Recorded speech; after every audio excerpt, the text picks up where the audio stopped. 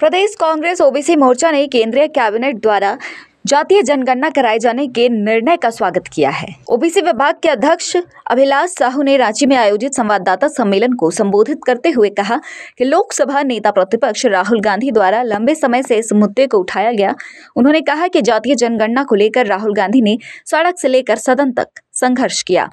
उन्हीं के संघर्ष का परिणाम है कि केंद्र सरकार ने जातीय जनगणना करने का महत्वपूर्ण निर्णय लिया है। अभिलाष साहू ने कहा कि जातीय जनगणना सिर्फ घोषणा न रह जाए, इसके लिए सरकार को एक निश्चित समय निर्धारित करना चाहिए। इसके साथ ही इसके लिए फंड का एलोकेशन भी करना चाहिए। मौके पर कांग्रेस नेता राजेश गुप्ता और राजन वर्मा ने भी अपनी बातों को रखा। उन्होंने कहा कि जिसकी जितनी आबादी उसकी उतनी भागीदारी के पक्षधर राहुल गांधी रहे हैं। आज इस कांग्रेस भवन में जितने भी पत्रकार बंधु प्रेस कॉन्फ्रेंस के लिए आए हैं, मैं सबका स्वागत करता हूं। जैसा कि आप सबको पता है कि केंद्र सरकार ने कल एक बड़ी निर्णय लिया है जातिगत जनगणना को लेकर के। केंद्र सरकार द्वारा जातिगत जनगणना को जो निर्णय लिया गया है उसका झारखंड कांग्रेस के तरफ से, झारखंड प्रदेश कांग्रेस कमेटी के ओबीसी विभाग की तरफ से पूरा समर्थन है और मैं इसका स्वागत भी करता हूं। आज ये जो निर्णय हुआ है ये हमारे नेता राहुल जी का सोच है। राहुल जी ने सड़क से लेकर सदन तक लगातार इस हमारे वर्ग के लिए, ओबीसी वर्ग के लिए संघर्ष करते रहे और पहली बार उन्होंने ये महसूस किया कि ये उपेक्षित वर्ग है जिन्हें एक आरक्षण की ज़रूरत है। इनके आबादी के अनुरूप इन लोग को आरक्षण प्राप्त नहीं होता है, इन्हें मौके प्राप्त नहीं होते हैं। मैं इसके लिए अपने नेता राहुल गांधी जी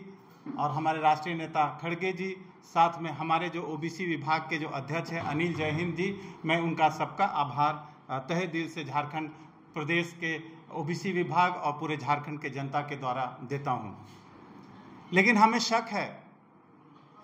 कि जिस तरह से 27% जो आरक्षण का मामला अभी भी झारखंड प्रदेश का जो मामला लंबित है,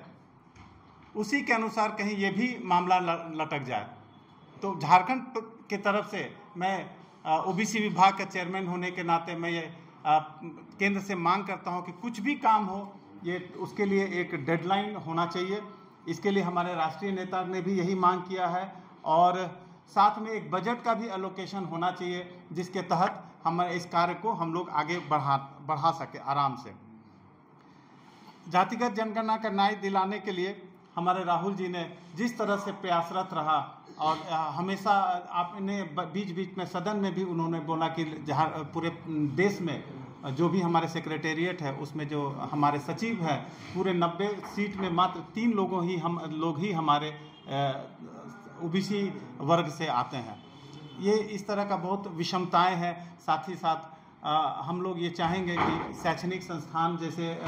जगह में, चाहे झारखंड जैसे प्रदेश में जहाँ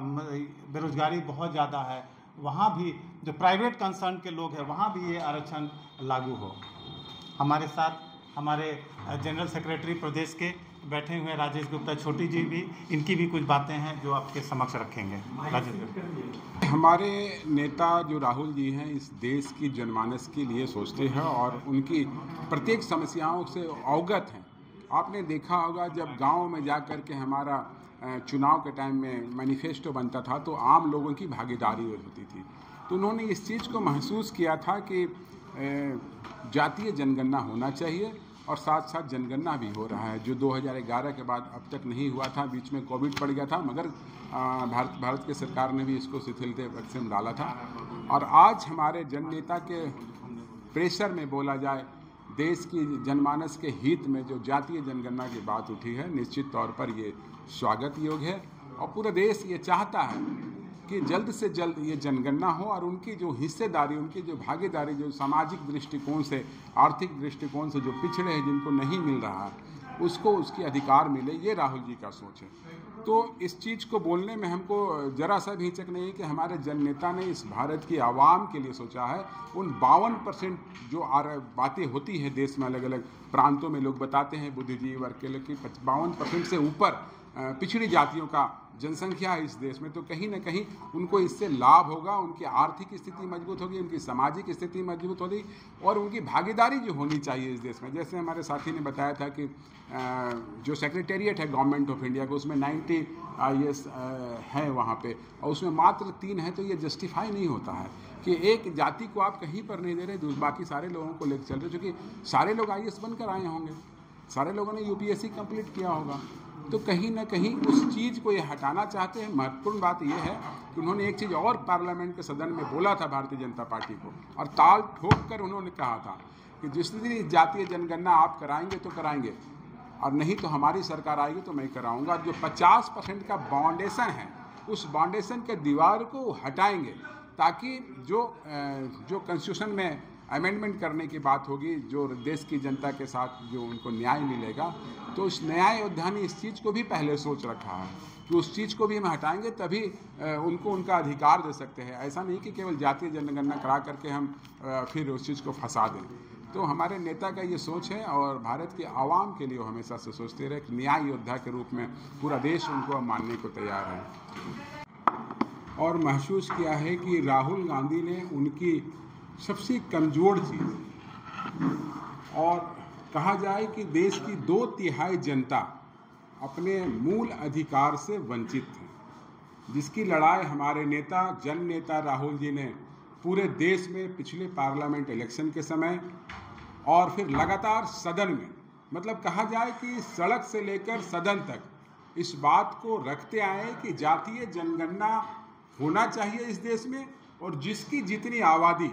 उसकी उतनी हिस्सेदारी होनी चाहिए। और उसी परिप्रेक्ष्य में लगातार बोलते बोलते इस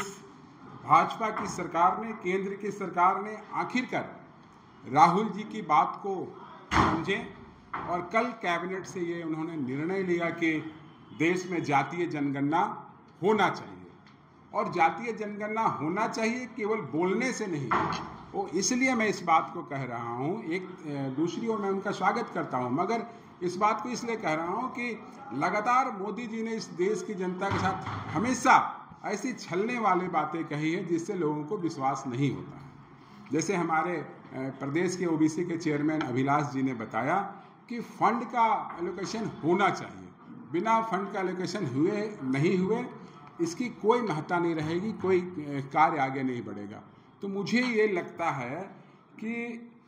राहुल जी ने जो बातें कही कि एक डेडलाइन होना चाहिए, कब से चालू होगा, ये 26 में ख़त्म होगा या 27 में ख़त्म होगा, 1 साल का ड्यूरेशन होना चाहिए, इसको भी भारत की सरकार को क्लियर करना चाहिए, आदरणीय प्रधानमंत्री नरेंद्र मोदी जी को क्लियर करना चाहिए। और सबसे महत्वपूर्ण बातें उन्होंने कही है राहुल जी ने कि जो 50% का बाउंड्री है,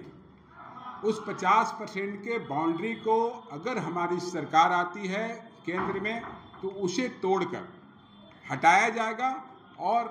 जो बातें हो रही है कि 52-54% जो पिछड़ी जाति के लोग हैं या अदर्स दूसरे कास्ट के लोग हैं, उनका जो राइट होगा वो संवैधानिक तरीका से होगा।